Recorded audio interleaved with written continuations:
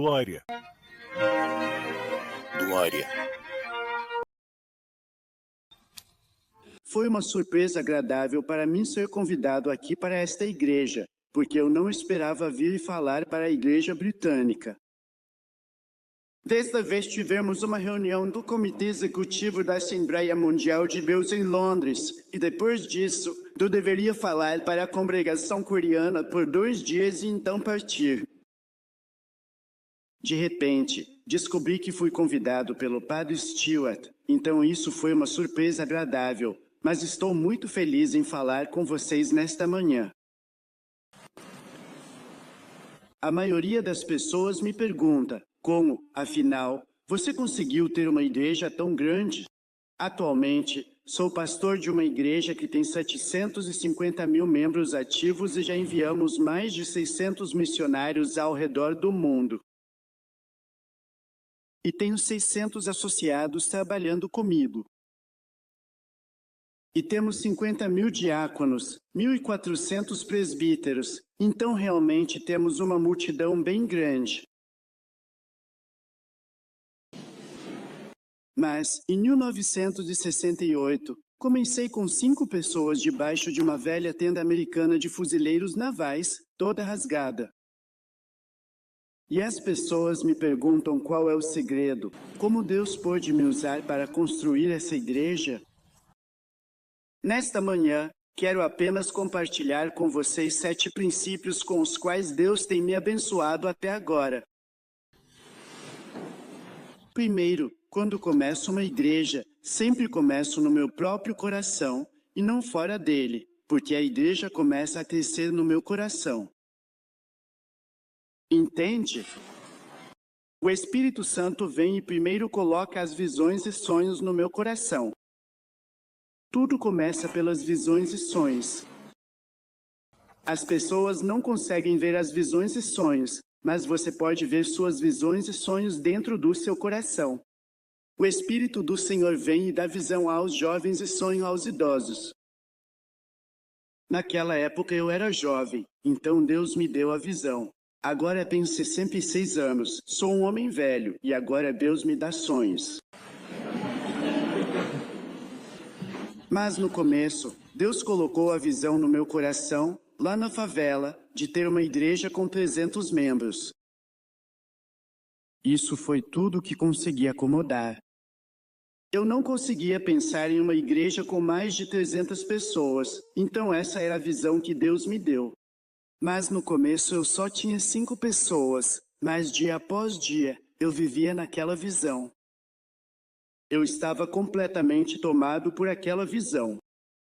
E quando abracei a visão, então a visão me abraçou e me guiou, me conduziu a conquistar tudo. Então, por uma série de intervenções e milagres de Deus, em 1961, eu já tinha 500 membros na minha igreja, muito além das minhas visões e sonhos. E então eu disse a Deus, Pai, para onde devo ir a partir daqui? Então o Espírito Santo começou a colocar outra visão no meu coração. Você precisa crer por 3.000 membros. Eu mal podia acreditar no que estava ouvindo. 3.000? Como eu vou dar conta de 3.000? Mal consigo cuidar de 500 membros agora. Como vou cuidar de 3.000? Mas mesmo assim, a visão entrou na minha alma, e eu abracei essa visão em 1961. Então a visão também me abraçou, e o Espírito Santo começou a agir através dessa visão. Eu costumo dizer que visões e sonhos são a linguagem do Espírito Santo. Se você quer se comunicar com o Espírito Santo, precisamos ter a visão que o Espírito Santo colocou em nosso coração. Porque a Bíblia diz, em Romanos capítulo 4, que Deus ressuscita os mortos e chama as coisas que não existem como se já existissem. Então, a visão é aquilo através do qual você pode chamar à existência as coisas que não existem como se já existissem. Por isso, abracei 3.000 membros no meu coração. E em 1964, eu já estava pregando para 3.000 pessoas. Então eu disse, para onde devo ir a partir daqui? Deus disse, se você crer por 6.000, talvez eu lhe dê 6.000. Naquela época, uma igreja presbiteriana tinha 6.000 membros, que era a maior igreja presbiteriana do mundo. Então, abracei a visão de 6.000 e vivi nessa visão dia após dia. E muita gente achava que eu estava perdendo a cabeça porque eu continuava vivendo naquela visão. Eu tinha apenas 3.000, mas agia como se já tivesse 6.000. Eu acordava como se eu fosse o pastor de 6.000 pessoas. Eu pregava como se tivesse 6.000 pessoas. Eu estava completamente imerso na visão dos 6.000 membros. Então, em 1969, eu já tinha 8.000 membros ativos. E isso foi crescendo cada vez mais, para 30.000, 50.000, 100.000, depois 300.000, 500.000. Então Deus disse, se você puder crer, eu posso te dar 1 milhão. Então, neste momento, eu estou grávido de 1 milhão de pessoas no meu coração. Você já viu algum homem grávido de 1 milhão de pessoas? Eu estou, e atualmente temos 750.000 membros e, estamos marchando rumo à meta de 1 milhão de membros. Claro, se eu somar todos os meus trabalhos de filiais, já ultrapassamos em muito 1 milhão de membros. Eu geralmente envio meus associados com 3.000 membros e 2 milhões de dólares para começarem o próprio trabalho. Então, eu já enviei dezenas dos meus associados para iniciarem seus próprios trabalhos com meus membros. Então, se eu somar todas essas pessoas, já teríamos ultrapassado a marca de 1 milhão há muito tempo. Então, você sabe, visões e sonhos são a base do início do crescimento da igreja. A Bíblia diz, onde não há visão, o povo perece. E se você não começar o crescimento da igreja agora mesmo no seu coração, então você não terá um crescimento real da igreja na sua realidade, nas suas circunstâncias. Então, o crescimento da igreja começa nas visões e sonhos. Quando você ora, o Espírito Santo coloca as visões e sonhos no seu coração. E, em segundo lugar, para haver crescimento da igreja, é preciso ter um zelo extraordinário para alcançar esse crescimento. As pessoas todas têm o desejo de ver seus objetivos realizados em suas vidas, mas para ter um crescimento de igreja bem-sucedido, você precisa ter um desejo extraordinário, um desejo ardente. O desejo deve queimar dentro de você por completo. Muitas pessoas têm um desejo morno. Elas dizem, bem, Deus, se o Senhor quiser que eu tenha isso, tudo bem. Se não quiser, tudo bem também. Bem, se você tem esse tipo de desejo, você não vai conseguir realizar nada. Você precisa ter um desejo ardente, um desejo extraordinário em seu coração. Então, você é pressionado pelo seu desejo a se ajoelhar e orar. Se você tem um desejo extraordinário, vai orar dia após dia, sem parar. Naqueles dias, eu orava 5 horas todos os dias. Esse desejo me impulsionava e me forçava a me ajoelhar diante de Deus e orar pela resposta, pela intervenção de Deus. E assim, orava horas e horas e horas. Muita gente me pergunta agora, quantas horas você ora? Bem, hoje em dia estou bem mais ocupado do que naquela época, mas ainda assim, tento orar de 1 a 3 horas todos os dias. Quanto mais forte for a sua visão, quanto mais forte for o seu desejo, mais tempo você vai passar orando.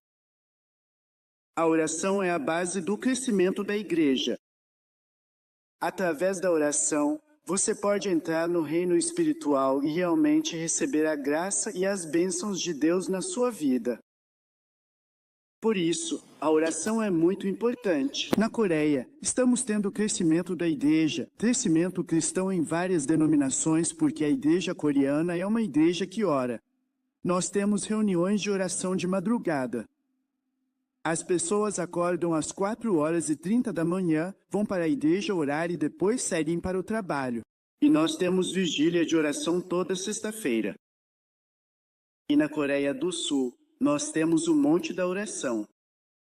Sabe, em qualquer montanha mais alta lá, você encontra o Monte da Oração, e as pessoas vão até lá para jejuar e orar. Nós temos um dos maiores montes da oração, na região de Seul. E todos os dias, mais de 3.000 dos nossos membros estão orando no Monte da Oração. Muitos deles estão orando e jejuando por mais de 40 dias. Então a oração realmente molda o céu e quebra o poder de Satanás. Estamos constantemente engajados em guerra espiritual porque, o diabo com todos os espíritos demoníacos estão contra a obra de Deus e precisamos vencer os inimigos invisíveis, a presença do demônio e a legião de espíritos demoníacos. E através da oração, nós podemos vencer. Por exemplo, o Japão é muito perto da Coreia, mas o Japão tem muitos ídolos. Eles têm milhões de ídolos. E é muito difícil pegar no Japão. Passei mais de 10 anos pegando Jesus Cristo do norte ao sul do Japão. E só consegui estabelecer 50 igrejas e não tive muito sucesso. Foi muito difícil. E o povo japonês, eu pregava para eles, mas eles tinham uma mente tão nebulosa. E diziam, por que deveríamos aceitar a religião ocidental? Nós somos orientais, e o cristianismo é uma religião ocidental. Por que deveríamos aceitar uma religião ocidental? E eu dizia, isso não é uma religião ocidental. Este é o evangelho único de Jesus Cristo, o Filho de Deus. Eles diziam, nós temos nossa própria religião, nosso próprio Deus, e não precisamos do Filho de Deus, Jesus. Eles estão muito confusos. Então, uma vez, eu tive muita coragem e aluguei um avião e levei todos aqueles líderes empresariais incrédulos, para a Coreia. Assim que chegaram na Coreia, a mente deles clareou, e um por um, começaram a aceitar Jesus Cristo como seu salvador pessoal. No Japão, eu não conseguia ajudá-los. Eles tinham uma mente tão nebulosa. Mas na Coreia, a mente deles ficou clara e eles aceitaram Jesus. Eles me perguntaram, por que no Japão nós não entendemos Jesus, mas assim que chegamos à Coreia, entendemos Jesus com muita clareza. No Japão, eles estavam tomados pela opressão do espírito demoníaco e por isso estavam confusos. Mas os coreanos entendem isso muito bem por causa dos cristãos que oram. O poder demoníaco foi quebrado. Um capelão americano, veio para a Coreia, e ele estava lotado na América, e, numa base militar em Seul.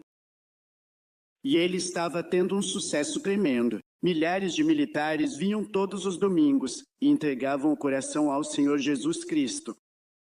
Mas ele foi transferido da Alemanha para a Coreia. E ele vinha à minha igreja para compartilhar sua experiência. Ele disse, pastor, enquanto eu estava na Alemanha, eu pregava para os mesmos soldados americanos, mas a resposta era muito pequena, e eles não me ouviam. Mas eu embalei todos os meus sermões e trouxe para a Coreia. Dei uma renovada nos sermões e peguei os mesmos sermões para os militares aqui na Coreia, e eles entregam o coração ao Senhor Jesus Cristo. E por quê? O que é diferente? Então eu ri. Você está se beneficiando da oração dos coreanos. Porque na Alemanha, por causa da nova teologia no país alemão, muitos cristãos na Alemanha não estão orando muito, então o poder no ar é muito forte. Mas na Coreia, você sabe, por causa de todas essas orações, o poder no ar é quebrado. Nós vencemos a resistência do diabo e você vai se beneficiar. Oração coreana. Então ele está tendo um sucesso tremendo. É realmente verdade. Se você tem um desejo extraordinário de ver o crescimento da igreja, você precisa se envolver na guerra espiritual. Porque o poder no ar está lá lutando contra o movimento de Deus e o diabo, com o espírito demoníaco, não quer ver a igreja de Deus florescer. Então, primeiro, se você não amarrar o inimigo forte, você realmente não pode saquear a casa do inimigo. Você não consegue trazer a alma incrédula para Jesus Cristo. É por isso que eu oro muito, muito mesmo antes de pregar, porque eu preciso quebrar o poder espiritual nos céus, e quando eu elimino a resistência, então o poder do Espírito Santo é liberado, e você pode ter um resultado tremendo. É por isso que na Coreia temos um grande avivamento. A cruz cristã está espalhada pelo nosso país. Independentemente da denominação, protestante, anglicana, católica, todos nós estamos vivendo um grande avivamento porque todos estamos orando intensamente. Vou te contar uma coisa. Minha sogra, ela já foi para o céu agora, mas minha falecida sogra era uma grande guerreira de oração.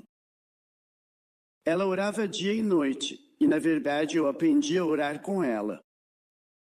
De manhã, no inverno frio, eu não queria sair da cama e vir para a igreja, mas ela vinha com uma bacia de água gelada, jogava e colocava no meu rosto.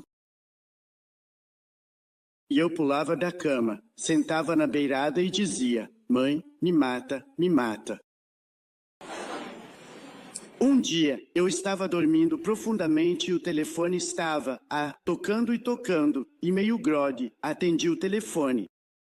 E HSH era minha sogra falando. Eu pulei da cama. Eu tenho mais medo de Deus e da minha sogra.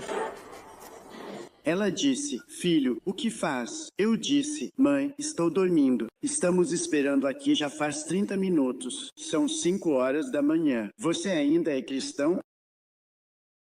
Eu fiquei tão assustado. Pulei da cama, escovei os dentes, peguei minha Bíblia, corri para a igreja, subi no púlpito e as pessoas estavam todas rindo e rolando de rir. E quando olhei para mim mesmo, eu estava de pijama.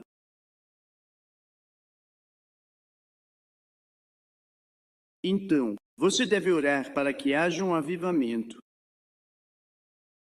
Essa atmosfera gelada na igreja impede que o Espírito Santo haja de forma calorosa. Portanto, esse desejo extraordinário te leva a orar, e a oração quebra o poder de Satanás e traz a presença do Espírito Santo. E, em terceiro lugar, para que a igreja cresça, é preciso realmente ter fé em Deus. Você sabe, as circunstâncias mudam o tempo todo, e muitas dificuldades surgem enquanto você promove o crescimento da igreja. E se nós nos baseássemos apenas nos nossos 5 sentidos todos os dias, nosso coração mudaria. Não devemos nos frustrar por causa dos 5 sentidos, das circunstâncias ou do raciocínio lógico. Precisamos nos firmar na palavra de Deus e confiar nele. Se mudarmos de acordo com as circunstâncias voláteis, então não haverá crescimento da igreja. Essa tem sido a minha experiência. Quando eu estava construindo minha igreja atual, que hoje comporta 12.000 pessoas, naquela época eu estava construindo uma igreja para 7.000 pessoas. E, economicamente, era muito difícil. Depois tivemos uma guerra civil no Oriente Médio, houve escassez de petróleo, fábricas fechando e bancos fechando. Eu não conseguia nenhum empréstimo. E eu realmente estava chegando ao fundo do poço da minha vida. As pessoas estavam deixando a igreja, estavam perdendo seus empregos. E muitas pessoas vieram até mim e me aconselharam a desistir do meu sonho. Diziam: "Você nunca vai conseguir. Você vai fracassar." E, quando eu via todas aquelas dificuldades. Quando eu ouvia todos os conselhos para abandonar o projeto. E quando eu pensava logicamente, eu não conseguia calcular a situação. Eu estava em um lugar terrível. Mas, no meu coração, eu acreditava em Deus e sabia que Deus era maior do que as circunstâncias, maior do que qualquer tipo de situação volátil. Então, eu não me abalei, eu persistia na minha fé. Então Deus realizou milagre após milagre. E conseguimos construir uma igreja com capacidade para 10.000 pessoas. Então, quando você tenta realizar a obra de Deus, o inimigo vai atacar e você precisa de uma determinação tremenda para permanecer na fé. Muitas pessoas dizem: "Eu não sinto que, se eu tenho fé." As pessoas têm um entendimento errado sobre a fé. As pessoas acham que, para ter fé, elas deveriam sentir algum tipo de sensação quente passando pela espinha ou deveriam sentir algum tremor, algo assim. Mas, sabe, fé não é emoção. Fé é determinação. Fé é uma escolha e não um sentimento. Você escolhe acreditar. E se você escolhe não acreditar, então você é um descrente. Mas se você escolhe acreditar, então você é um crente. É uma determinação no seu coração. Não é sentimento. Mesmo que você não sinta nada, mesmo que sinta frio, se você conseguiu determinar no seu coração confiar em Deus, então você tem fé. E já que você tem o direito de escolher, existe um motivo pelo qual Jesus Cristo tantas vezes tentou repreender aqueles que não escolhiam acreditar. Por que você não acredita? Por que você duvida? Jesus repreendeu. Se eles não tivessem poder para acreditar, então Cristo, Jesus, nunca os teria repreendido. Você deve decidir acreditar. Então, durante todos esses anos, nos 44 anos em que eu estava liderando a igreja, o ministério de crescimento, mesmo que eu não sentisse nada, mesmo que eu não visse nada, eu estava determinado a acreditar em Deus. Então Deus sempre trabalhou junto comigo. A Bíblia diz, será feito a você conforme a sua fé. Nada será impossível para aqueles que creem. Então, acreditar é muito importante para o crescimento da igreja. Devemos acreditar que Deus vai conceder o crescimento da igreja. E então temos uma fé forte, inabalável. Então o Espírito Santo de Deus se move e o milagre acontece. E depois disso, para que haja crescimento da igreja, você precisa ter um relacionamento verdadeiro e profundo com o Espírito Santo. Porque, de qualquer forma, a igreja não é uma organização humana. A igreja é uma organização de Deus. E, no Antigo Testamento, por 4.000 anos, Deus Pai veio aqui e trabalhou. Então Deus enviou seu Filho unigênito, Jesus. Jesus ficou aqui na terra por 33 anos e morreu na cruz, nos redimindo do pecado e da morte. E ele ressuscitou, subiu ao céu e, no dia de Pentecostes, enviou seu Espírito Santo. Então, este é o tempo do Espírito Santo. O Espírito Santo representa o Deus Pai e o Filho Jesus Cristo. O Espírito Santo é quem é, o líder da igreja. E ele é o Senhor da colheita, e nós somos os trabalhadores.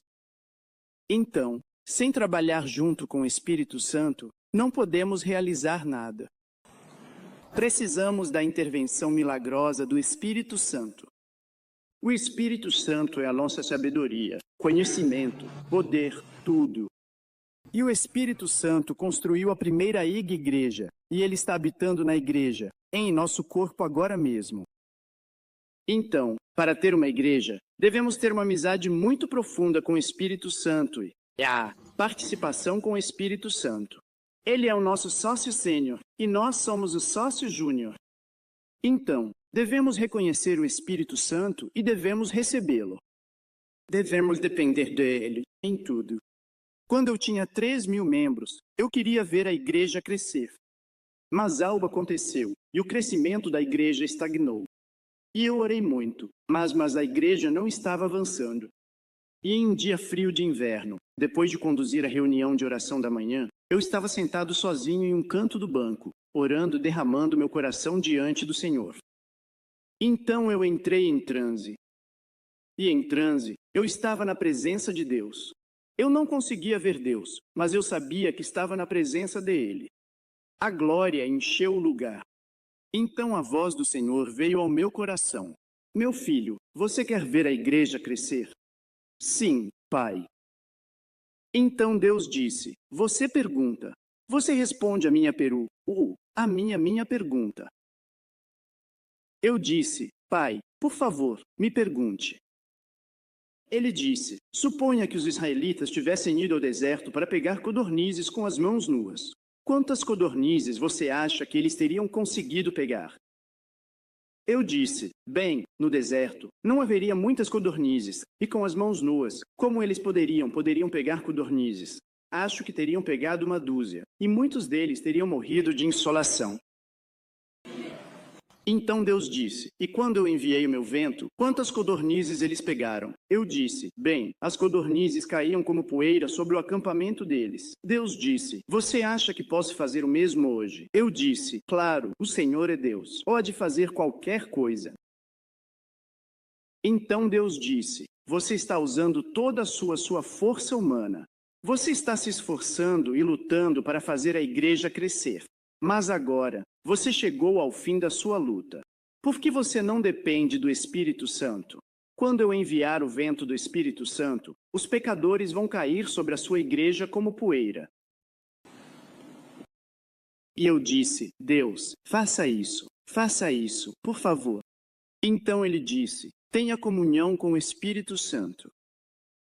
E eu acordei do meu transe. Então corri para o meu escritório e olhei na Bíblia, 2 Coríntios 13:13. O amor de Deus e a graça de Jesus Cristo e a comunhão com o Espírito Santo estejam com vocês. Então fui consultar o léxico grego. Estava escrito isso. Então eu procurei o significado disso. Era comunhão e parceria. E ali encontrei uma revelação tremenda do Senhor.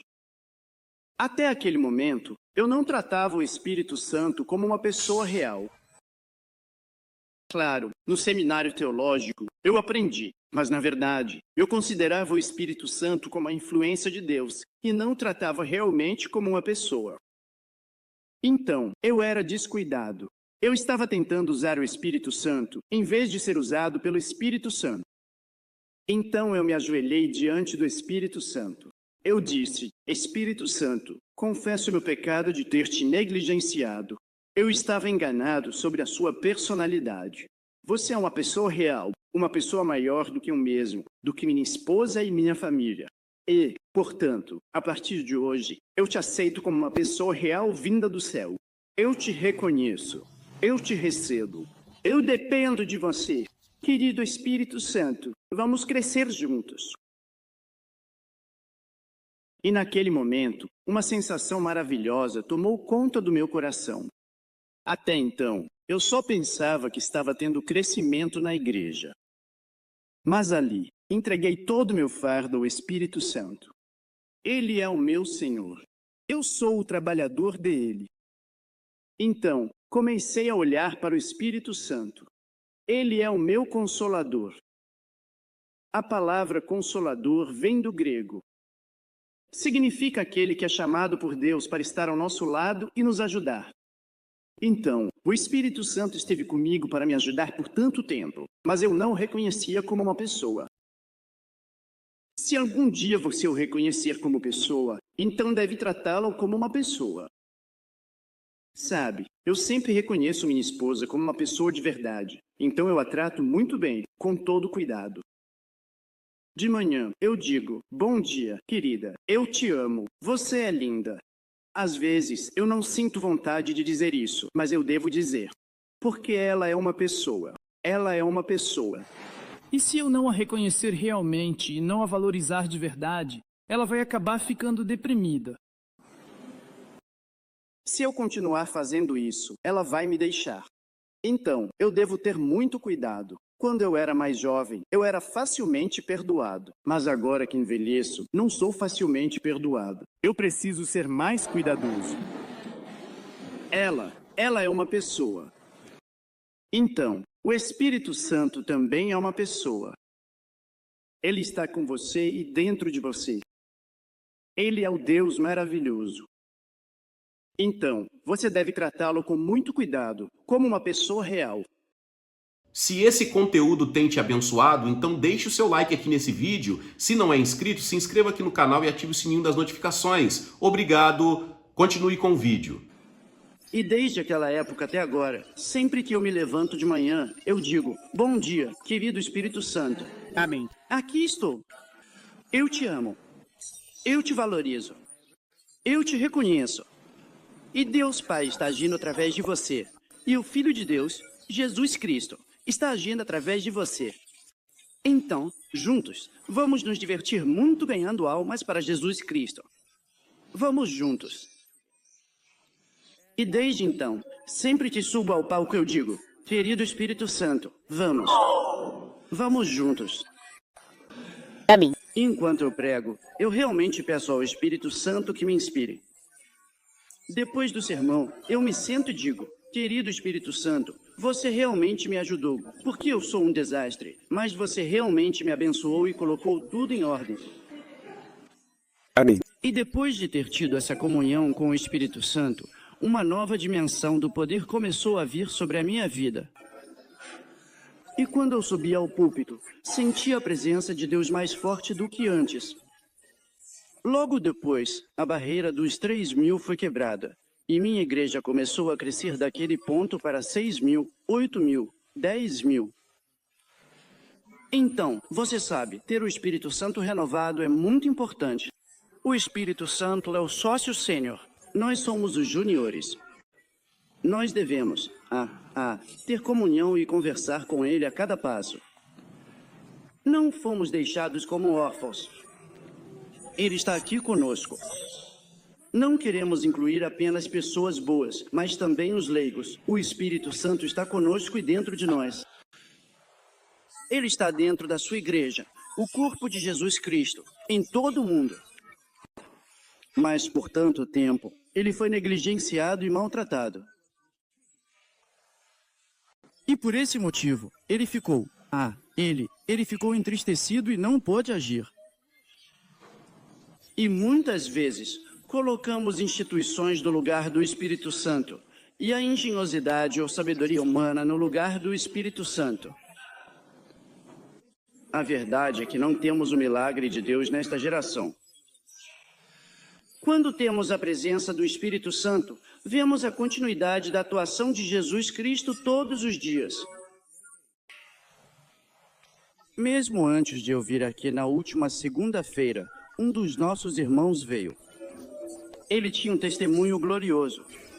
Ele estava morrendo de câncer de pulmão junto com câncer abdominal. E o médico desistiu, e ele era uma pessoa desenganada. E ele veio à igreja, ouviu a pregação e aceitou Jesus Cristo. Ele chorou muito, estava quebrantado e confessou. Ele foi para o monte de oração, orou e jejuou por uma semana. E depois de uma semana, o Espírito Santo veio sobre ele. E ele sentiu a presença do Espírito Santo tão poderosa em sua vida, e ouviu uma voz suave e tranquila dizendo, filho, você está curado. A partir de hoje, você está livre do câncer. Ele ficou extremamente feliz, desceu do monte de oração, leu as Escrituras, a Bíblia inteira 2 vezes, depois estava orando e acabou adormecendo. E ele sentiu como se uma luz azul estivesse o atingindo, como um raio atravessando seu corpo. E ele acordou e estava muito feliz. Ele disse, isso é como em Malaquias, que a luz de cura passou por ele. Então ele disse, eu fui curado. Então ele foi levado ao hospital e o médico o examinou cuidadosamente e não conseguiu encontrar nenhum vestígio de câncer no pulmão e no abdômen. Ele está completamente curado. Então, quando você tem a presença do Espírito Santo, você tem a continuidade da obra de Jesus Cristo. Muitas pessoas dizem, como é que você tem uma igreja tão incrível? Tanta gente vem para a igreja e realmente experimenta Jesus Cristo na nossa igreja. Não é por minha causa. Não. É por causa da presença do Espírito Santo. Eles vêm, choram, oram, dependem de Deus. E o Espírito Santo se manifesta em nome de Jesus Cristo. E então, muitas pessoas recebem paz, alegria, felicidade, justiça, santificação, cura, milagre, resposta do Senhor. Então, neste século 21, precisamos desse tipo de experiência porque temos ouvido tanto sobre Deus, temos falado tanto sobre Deus. Agora as pessoas precisam experimentar Deus. Sim. Amém. Elas precisam de Deus, em vez de apenas ouvir falar de Deus. Sim. E então, A resposta do Espírito Santo. Quando você o reconhece e o recebe, o adora e o aceita, ele vai agir. Por que você não deve depender do seu sentimento? Sim. Ele é Deus. Deus está além da sensação do seu sentir. Então, ele está além dos seus sentidos. Muitas pessoas dependem demais dos sentidos. E quando elas se sentem bem, uau, Deus está aqui conosco. E quando alguém sente, um friozinho, Deus não está aqui. Não, não é assim. Ele é. Deus está além dos seus 5 sentidos. Ele está sempre aqui através de sua presença milagrosa. E pela fé, ele está agindo. E então, meu ministério começou a acontecer através da minha pregação. Eu fui para a área de favelas e enfrentei muitas dificuldades porque, quando cheguei lá, as pessoas viviam de mão em mão e havia muitos dependentes químicos, alcoólatras, lares desfeitos e tantos marginais por lá. Eu não sabia como lidar com aquilo porque foi depois da Guerra da Coreia. Nossa sociedade estava totalmente destruída. E, estávamos vivendo numa situação miserável. E vou te contar um exemplo. Eu fui até uma família. Eles eram refugiados da Coreia do Norte. O marido era alcoólatra assumido há 10 anos e a esposa estava morrendo de doença, com problemas no coração e no estômago. E eles tinham 9 filhos que ficavam na rua engraxando sapatos e furtando carteiras. O pouco dinheiro que conseguiam, levavam para casa e o pai pegava tudo das mãos deles para beber. Então eles estavam numa situação miserável e moravam em um pequeno cômodo. Eles eram claramente mendigos. Então bati na porta e a mulher abriu, olhou para mim e perguntou, quem é você? Eu disse, sou um pregador, de outra parte da cidade e quero que você acredite em Jesus Cristo. E ela riu. Aí ela disse, você quer dizer que eu devo acreditar em Jesus? Ela disse, Jesus é real. Eu disse, sim, se você acreditar em Jesus, vai para o céu, e se não acreditar em Jesus, vai para o inferno. Ela ficou muito brava. Ela estava com os olhos arregalados. Ela disse, se Jesus realmente estivesse vivo, então por que ele não me daria uma parte desse céu agora, aqui? Se ele vai dar um lugar tão maravilhoso lá no céu depois da morte, então por que ele não me daria uma parte do céu agora mesmo aqui na terra? Por que ele não prova? Não prova para mim que ele está vivo e que existe um céu de verdade lá? Você é um mentiroso. Você, pregador, é um mentiroso. Me mostre o céu. Me dê uma parte do céu. Ela disse, para mim, céu é outro cobertor. Para mim, céu é um saco de arroz. Para mim, céu é uma casa melhor. Se Cristo não pode me dar esse tipo de céu agora mesmo aqui. Ela disse, como é que ele poderia nos dar o céu depois da morte? Você é um mentiroso. Olhe para meus filhos. Eles não vão para a escola. Eles são batedores de carteira, são ladrões. Meu coração se parte ao vê-los assim, mas eu não tenho resposta para a vida deles. Mas eu disse, mesmo assim, se você não acreditar em Jesus, você vai para o inferno. Ela riu. Ela disse, eu já estou vivendo no inferno. Que outro lugar eu poderia ir além daqui agora? Olhe para mim, para minha casa. Eu não estou vivendo no inferno neste momento? Eu disse, você está certa. Isso aqui é o inferno. Ela disse, então não pregue mais sobre o inferno. Então eu fiquei completamente convencido por ela. Em vez de eu pregar para ela, foi ela quem pregou para mim e eu acabei convencido. Eu voltei assim. Prédio. E eu voltei para a igreja às 10 horas e fui até o púlpito e me ajoelhei. E eu disse, Senhor, eu não tenho nada para pregar para essas pessoas porque elas não acreditam no céu e não têm medo de ir para o inferno. E a minha pregação não vai influenciá-las em nada. E se eu não conseguir atender a necessidade delas agora, Se eu não conseguir atender a necessidade delas agora, como posso ajudá-las? O Evangelho é só uma teoria ou é real? E eu chorei. Então abri a Bíblia e comecei a ler o Evangelho completo como se eu fosse um pagão. E Cristo estava pregando um Evangelho diferente do que eu prego. Cristo estava perdoando os pecados, curando os doentes, expulsando demônios, alimentando os famintos, ressuscitando os mortos. Então você diz que o reino dos céus está próximo. Quem vive no reino dos céus? Porque eles experimentariam o reino dos céus ali. Mas eu só pregava o que Jesus fez há 2000 anos atrás. Mas então, onde está Jesus? Ele está fora do negócio agora? Onde está Jesus? Mais nenhuma resposta. Eu disse, Pai, posso pregar como Jesus?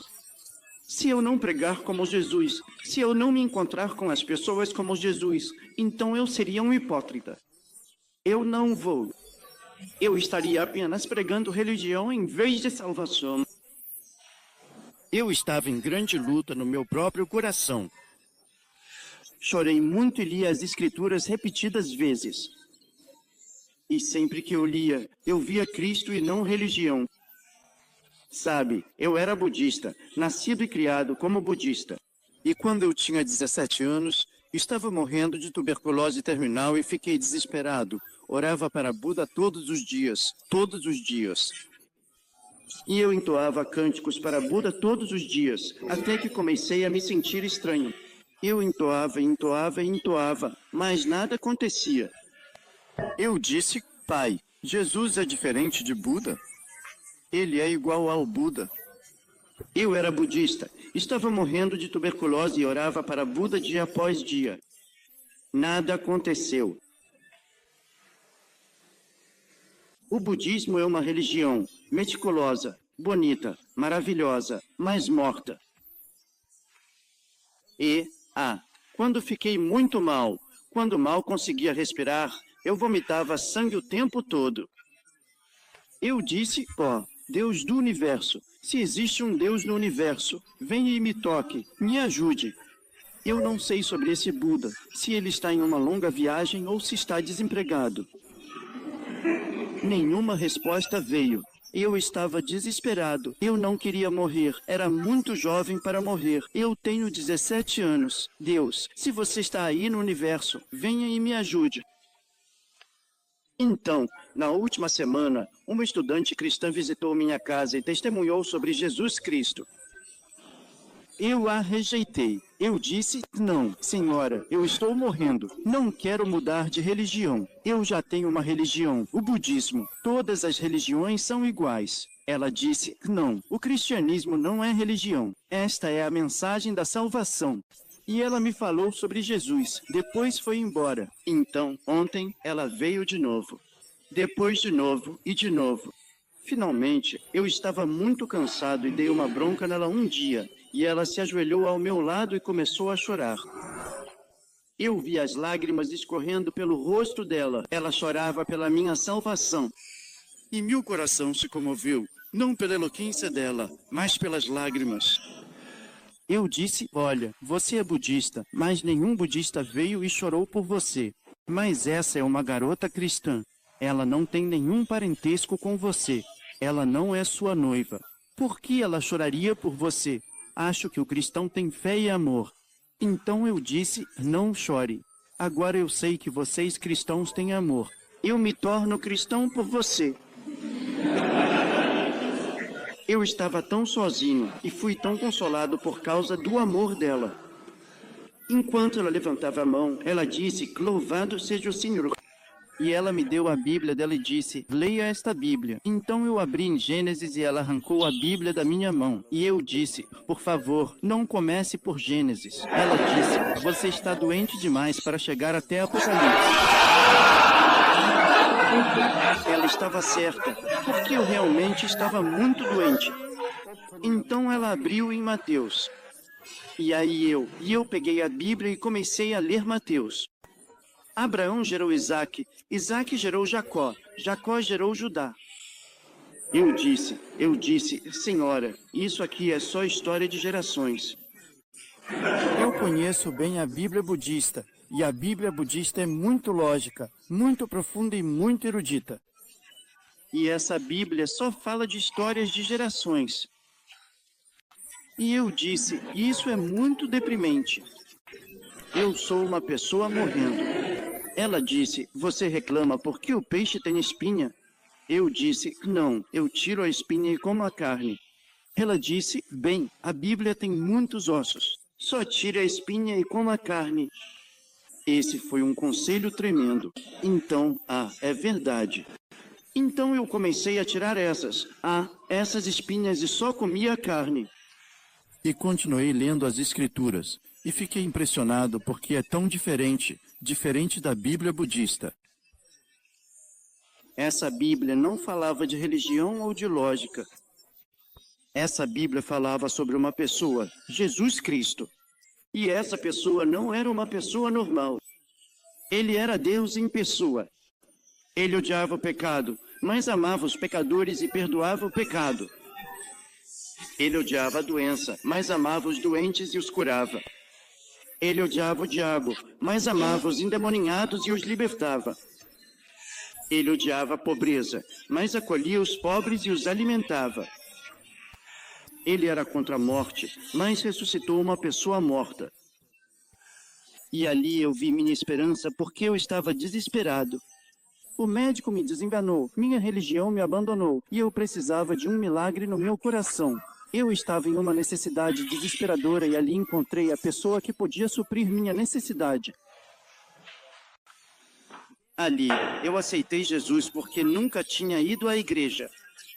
Eu nunca tinha ouvido nenhum sermão de pregadores, apenas lendo as Escrituras. E até mesmo aquela garota do ensino médio não voltou para casa porque o namorado a deixou, e ela simplesmente deixou a Bíblia dela comigo. Lendo a Bíblia, eu me ajoelhei diante de Jesus. Eu disse, Senhor, Jesus, se o Senhor é realmente o Filho de Deus, prove isso agora. Venha e me toque e me cure. E quando o Senhor me curar, eu me tornarei seu servo. O Senhor vai tirar um benefício tremendo de mim. Eu tentei barganhar com ele para que me curasse. Mas, milagrosamente, Cristo veio ao meu coração e eu fui tocado. Eu senti uma grande paz e alegria. A paz. Sabe, eu fui budista por mais de 10 anos junto com meu pai. Todas as manhãs, nós sentávamos e meditávamos. Mas, às vezes, sentíamos, sim, um pouco de paz, mas logo essa paz evaporava. Mas dessa vez, quando eu estava orando para Jesus, a paz veio e me envolveu. Não era uma paz criada por seres humanos. Era uma presença milagrosa de paz, e um grande sentimento de glória tomou conta do meu coração. Eu pulei de alegria. Eu disse, meu Deus, algo aconteceu. Algo aconteceu na minha vida. A partir daquele momento, eu tive uma grande fé no meu coração.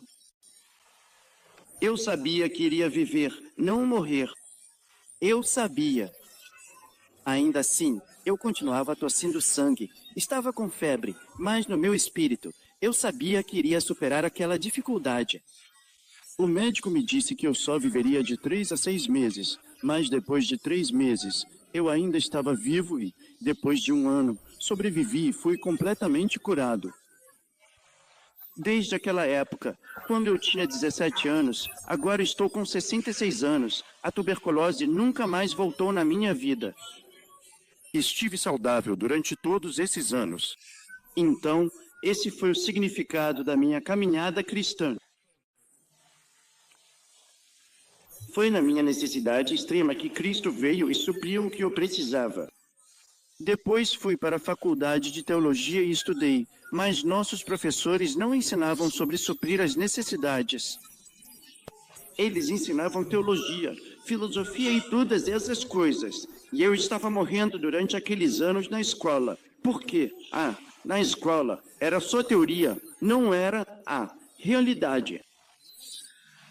E quando entrei no ministério, quando tentei ajudar as pessoas com a minha teologia e teoria, eu não conseguia ajudá-las. E me deparei com essa situação, então orei e orei. O Espírito disse: assim como eu supriu a sua necessidade, você deve ajudá-la a suprir a necessidade dela através de Jesus Cristo. Então eu estava realmente preparado. Fui até ela e bati na porta. Ela abriu rapidamente a porta e estava muito brava. Por que você veio de novo? Eu disse: senhora, você quer ver seu marido curado do alcoolismo? Você quer ver seus 9 filhos indo para a escola e recebendo uma educação adequada? Você quer ter saúde? Você quer ter uma casa, higiênica? Você quer ter essas coisas? Ela disse: quem poderia me dar esse tipo de lar? Jesus Cristo, Filho de Deus. Ela perguntou onde ele mora. Eu disse: siga-me. E dessa vez, ela não resistiu. Ela saiu, pegou a sandália e me seguiu. E nós fomos atravessando o Arrozal Sinuoso, até que finalmente chegamos à velha igreja de tenda rasgada. Minha igreja era uma tenda dos fuzileiros navais americanos, que eles usaram. Depois desistiram e eu peguei para usar como igreja. Então ela ficava assim, de pé. Eu improvisei uma cruz na frente da tenda. E joguei algumas folhas de colchão de arroz no chão. Era um lugar bem miserável, um campo de refugiados. E eu fiquei em frente à minha igreja de tenda.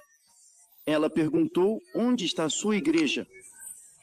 Eu disse: esta é a minha igreja. Ela levantou a aba, olhou para dentro e viu todos aqueles colchões de arroz no chão. Olhou para mim, colocou a mão na barriga e disse: tá. E ela falou: senhor, você não está em situação melhor do que eu. Então eu disse que estou sim. Eu disse: eu preciso de Jesus tanto quanto você precisa. Jesus é a fonte de toda provisão. E mesmo estando nessa situação, isso significa ainda mais que precisamos de Jesus, porque as pessoas ricas não precisam de Jesus, mas como todos nós estamos em uma situação terrível, precisamos de Jesus para suprir nossa necessidade. E como eu fui muito prático e pragmático na minha abordagem com ela, ela aceitou e começou a frequentar nossa igreja. Oramos durante 3 meses pela cura do marido dela. E toda vez que orávamos, o marido dela chegava completamente bêbado. E quando ele entrava na igreja, o cheiro de álcool tomava conta da tenda. Ele dizia: pastor, desde que você começou a orar por mim, que eu amo o álcool mais do que qualquer outra coisa. Era quase isso. E ele estava me desafiando, mas continuamos orando. E depois de 3 meses, ele foi completamente liberto do alcoolismo. Então, os amigos dele ficaram muito felizes e finalmente ele conseguiu um emprego e recebeu o salário. Ele trouxe um saco de arroz para casa.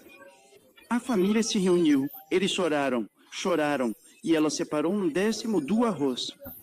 Ela disse: 1/10 é de Deus. Ela hesitou: não, precisamos desse arroz. Depois: não. Quando Deus não nos abençoar, estaremos numa situação terrível. Ela separou 1/10 então. E assim, da noite até de manhã cedo, ela ficou colocando no saco. Então, de manhã cedo, na hora da reunião de oração, ela ouviu o sino da igreja tocar. E ela levou o arroz e o dinheiro e estava indo, chorando tanto que caiu várias vezes no arrozal, juntando poeira, lama e arroz. Quando ela chegou à igreja, eu não conseguia ver nenhum arroz sobrando. Eles pegaram a lama. E ela chorava, dizendo: Deus conhece a nossa situação. Por quê? Porque ele gostaria de levar o arroz embora. Eu disse: isso não é motivo de preocupação. 1/10 pertence a Deus. Isso é posse de Deus, não é seu. E se você devolver a Deus o que é dele, então ele vai manter a sua bênção. Então, naquela época, ela continuou orando. E com a ajuda do governo, ela recebeu um pequeno pedaço de terra, fez um empréstimo e construiu uma casa bonita. E eles conseguiram mandar todos os filhos para a escola. E agora, 3 dos filhos deles são pastores. E isso mudou completamente a vida da família deles. E eu disse, isso é o cristianismo. Isso não é falar sobre religião. O cristianismo deve ser prático e pragmático. A igreja deve se levantar e suprir as necessidades das pessoas. E assim, ao dar esperança para as pessoas e suprir as necessidades delas. Sabe, eu estou tentando desesperadamente dar esperança ao coração das pessoas. Nós não estamos vivendo no tempo do Antigo Testamento. Nosso púlpito não está no Monte Sinai, onde o relâmpago de Deus cai e o som estrondoso do julgamento vem. Não. Nosso púlpito está no Calvário, onde Jesus foi crucificado por nós, nos dando perdão, amor e misericórdia. Então, através da bênção de Jesus, pela graça redentora e pelo sangue de Jesus Cristo, eu faço o meu melhor para dar esperança às pessoas, esperança aos pecadores, esperança aos doentes, esperança aos desesperados, esperança aos que estão morrendo. E ao dar esperança e ao oferecer ajuda prática e pragmática, as pessoas se levantam, encontram Jesus e superam. Até agora, não recebemos nenhuma ajuda externa. Todas aquelas pessoas pobres, depois de crerem em Jesus, se levantaram e receberam uma esperança, um sonho e uma fé tremendos, e trabalharam duro. E chegamos a esta provação. Agora, construímos nossa igreja, que é a maior igreja do mundo, com capacidade para 12.000 pessoas sentadas. E, temos dezenas de igrejas filiais. Estamos realizando um culto simultâneo via satélite. E, temos 600 missões atuando em todo o mundo. E temos a maior montanha de oração do mundo. E temos o nosso maior trabalho social. Estamos ajudando jovens, sabe, que não podiam ir para a escola. Nós os trazemos e oferecemos gratuitamente alojamento e treinamento para que possam obter certificados como técnicos. E nós administramos um asilo para idosos, temos 2 universidades. E estamos operando um jornal diário, um jornal cristão diário. Temos uma circulação de 1 milhão de exemplares todos os dias. Isso está tendo uma influência tremenda sobre o governo, o mundo dos negócios, a sociedade, porque estamos levando o Evangelho de Jesus Cristo junto com as notícias seculares, de forma poderosa. E Deus simplesmente abriu as portas do céu, derramou bênçãos sobre a igreja, porque acreditamos em Jesus Cristo vivo. E acreditamos em Jesus, que supre nossas necessidades diárias. Cristo Jesus, o mesmo ontem, hoje e para sempre. Muitas pessoas oprimidas vêm à igreja e, ao ouvirem sobre Jesus e aceitarem Jesus, elas nascem de novo e recebem a plenitude do Espírito Santo. Acreditam na palavra de Deus quando oramos juntos. Então Deus intervém e a transformação de vida acontece. E, não estou dizendo isso de forma arrogante, mas, humildemente, quero dar toda a glória ao Senhor por agora termos mais de 50.000 milionários em nossa igreja. E a maioria deles chegou como pessoas muito pobres, mas, através da fé em Jesus, Deus tem abençoado a vida deles. Então, tenho tentado pregar o Evangelho de Jesus Cristo para dar esperança às pessoas. E, finalmente, nossa igreja está crescendo porque estamos usando o sistema de células leigas. Sabe, as pessoas vêm até mim e perguntam, como você lida com 720.000 pessoas? É fácil. Eu, falando tipologicamente, digo que tenho o ministério de Pedro, o ministério de Tiago, João e o ministério de Paulo. Sabe, falando alegoricamente, Pedro foi chamado para o ministério enquanto lançava a rede. E Tiago e João foram chamados para o ministério enquanto estavam consertando a rede. E Paulo foi chamado para o ministério enquanto fazia tendas. O ministério de Pedro significa que você não pode salvar almas usando uma vara de pescar. Pedro lançava a rede de pesca e pegava uma grande quantidade de peixes de uma só vez. Este é o sistema de células. Sistema de células significa que você capacita os leigos, treina-os e os ajuda a cuidar de 5 a 10 famílias em sua casa. Esse é um movimento de pequenos grupos. Então, uma família abre a casa e, durante a semana, reúne de 5 a 10 famílias ali e eles fazem o culto juntos. Eles compartilham testemunhos, têm comunhão e oram juntos. E quando a célula cresce para mais de 10 famílias, ela se divide e outra célula começa e outra célula começa. Agora, temos 50.000 diáconos e diaconisas. Todos eles são líderes de células. Isso significa que temos 50.000 sistemas de células. E essas células são como uma rede. E eu lanço a rede sobre a nossa cidade e, ao puxar a rede, pegamos muitos peixes ali. Muitas almas. Eu não ganho almas uma por uma. Muitos cristãos leigos estão apenas esquentando o banco, mas você deve mobilizá-los. Você deve usá-los. Quando eu venho especialmente para a América e Europa, vejo que a igreja tem medo de usar mulheres, mas eu estou usando mulheres. 2/3 dos líderes de células são mulheres. As mulheres são trabalhadoras maravilhosas para o Senhor, e a maioria da igreja é composta por elas. E eu acho que a igreja europeia está perdendo uma oportunidade tremenda porque não utiliza as mulheres. Sabe, eu fiquei impressionado quando vim à Europa pela primeira vez, ao ver que as mulheres não são aproveitadas na igreja. Na Coreia, durante 5.000 anos de história, as mulheres não tiveram voz alguma. Mas a igreja cristã começou a libertar as mulheres e a utilizá-las no trabalho da igreja, porque elas estão sob a autoridade do pastor. E assim, sob a cobertura da autoridade do pastor, elas podiam realizar qualquer trabalho delegado pelo pastor. Então, na minha igreja, eu utilizo as mulheres. E as mulheres são trabalhadoras maravilhosas. Eu as chamo de telemulheres, porque as mulheres estão sempre conversando. Elas falam como se fossem um telefone. Por isso eu as chamo de telemulheres. Elas falam sobre Jesus onde quer que vão. E olha, elas ganham almas de uma forma maravilhosa. E ao usar as mulheres e os homens juntos, nosso sistema de células cresce como uma sarça ardente. O fogo do Espírito Santo queima através da sociedade. E esse sistema de células não funciona apenas como um grupo de comunhão, mas, de certa forma, é uma segurança social. Quando tivemos uma grande enchente, muitas pessoas perderam suas casas na região de Seul. Os descrentes estavam todos indo para escolas e cinemas, como um lugar temporário para ficar. Mas através do sistema de células, nós acolhemos todos eles em nossa família.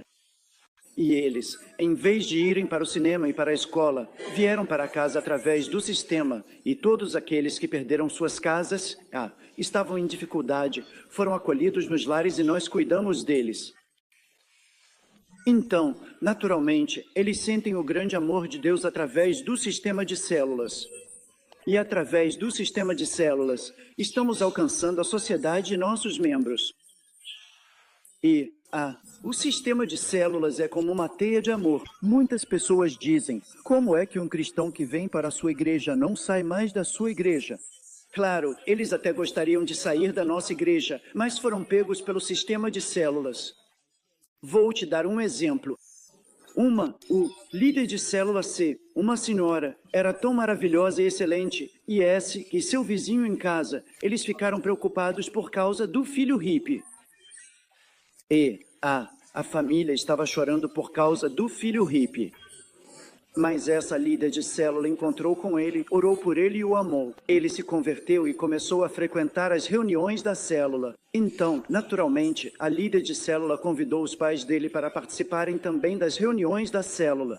E eles participaram das reuniões da célula, gostaram dos testemunhos, gostaram da comunhão e da oração. Depois eles disseram: vamos à nossa igreja irmã. Nosso pastor prega uma mensagem maravilhosa. Vamos lá.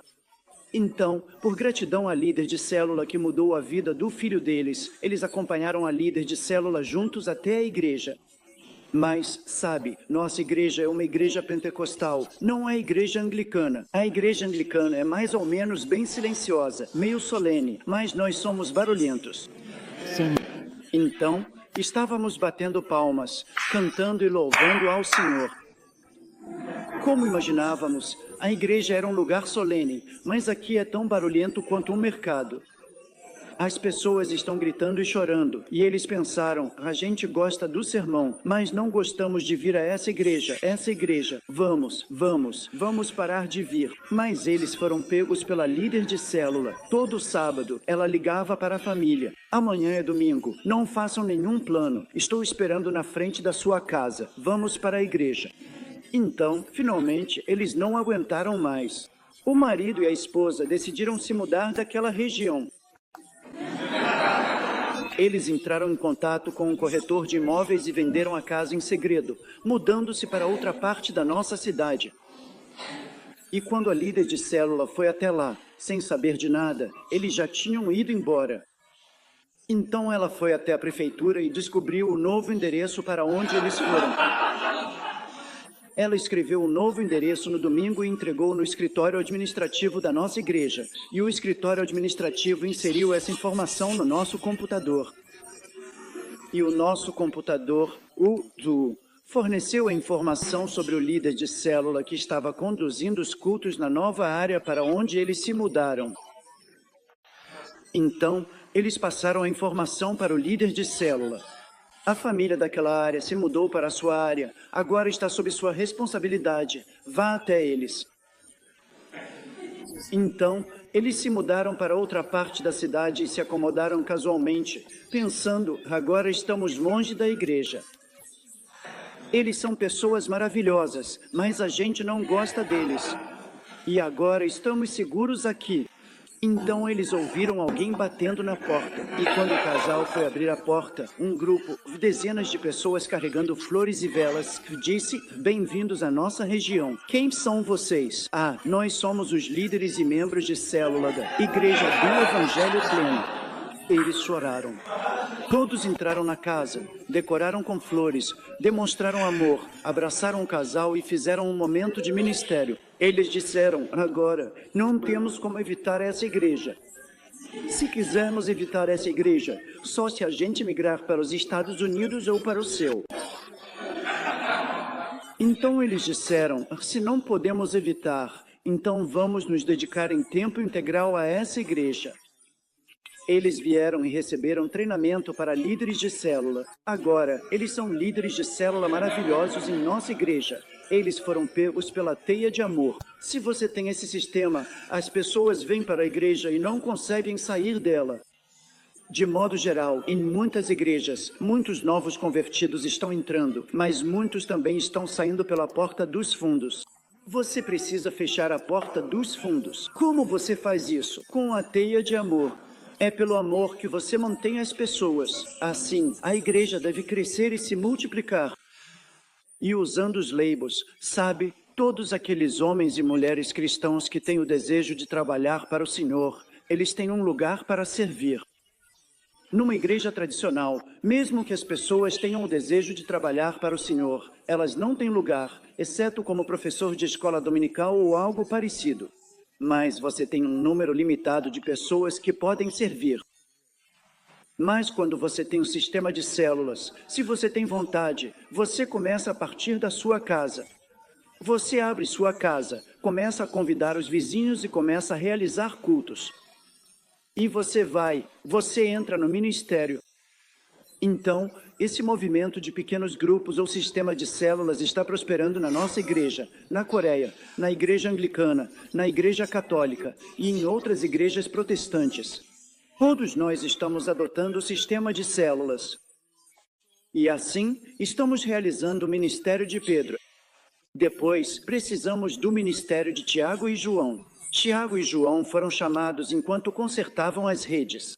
Você sabe, o sistema de células está aqui, às vezes, se rompe. Os líderes de célula ficam doentes ou se mudam para outras cidades, e o líder de célula pode ficar desmotivado, ficar preguiçoso e acabar desistindo do sistema de células. Então, a rede se rompe e todo o cardume de peixes vai embora, escapando pelo buraco.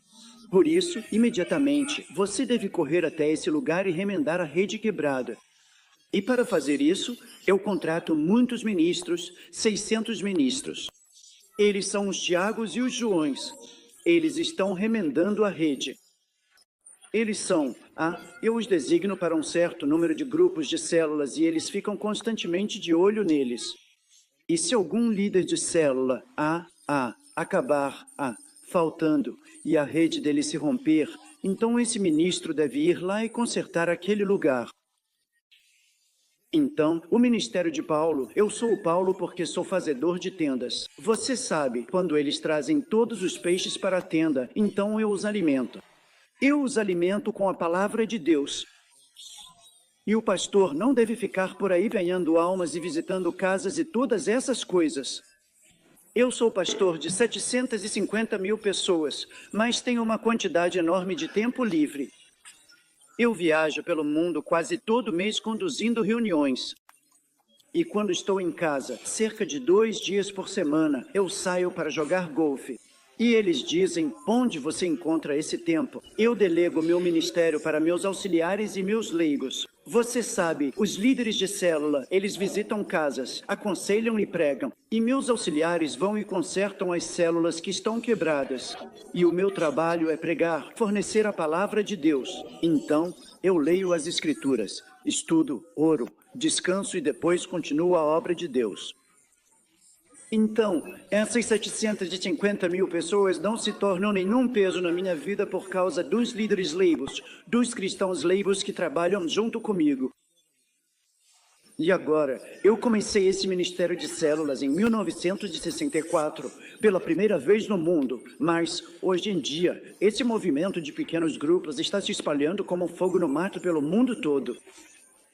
E essa é a resposta. Como dar ministério aos leigos? Como trabalhar junto com os leigos para promover o crescimento da igreja? E através dessas 7 coisas, Deus tem abençoado a mim e ao meu ministério durante 44 anos. E Deus me deu essa igreja tremenda, e eu dou toda a glória a Deus. E esse é o meu simples testemunho. Parte do meu testemunho você vai concordar e parte do meu testemunho você não vai concordar. De qualquer forma, eu quero ser uma bênção para você. Deus te abençoe. Muito obrigado.